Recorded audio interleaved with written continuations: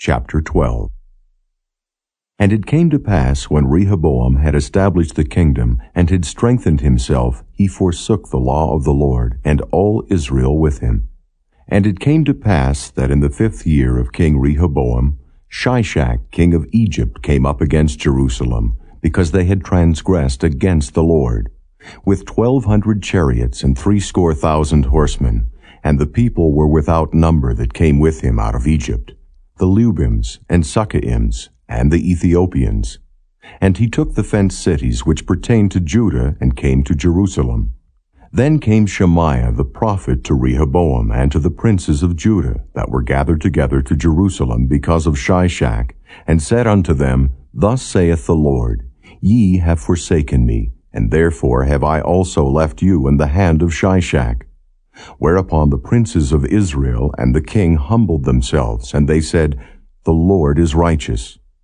And when the Lord saw that they humbled themselves, the word of the Lord came to Shemaiah, saying, They have humbled themselves, therefore I will not destroy them, but I will grant them some deliverance, and my wrath shall not be poured out upon Jerusalem by the hand of Shishak. Nevertheless, they shall be his servants, that they may know my service, and the service of the kingdoms of the countries.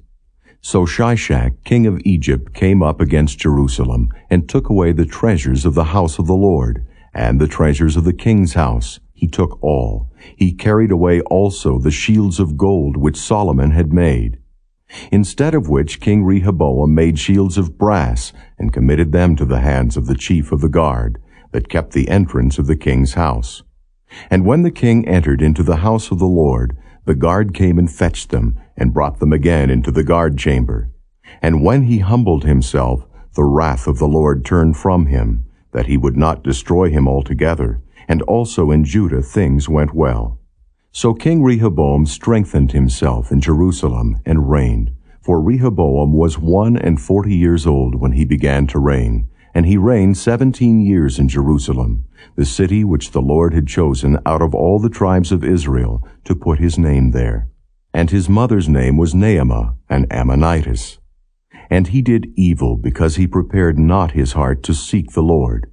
Now the acts of Rehoboam, first and last, are they not written in the book of Shemaiah the prophet, and of Iddo the seer concerning genealogies? And there were wars between Rehoboam and Jeroboam continually. And Rehoboam slept with his fathers, and was buried in the city of David, and Abijah his son reigned in his stead.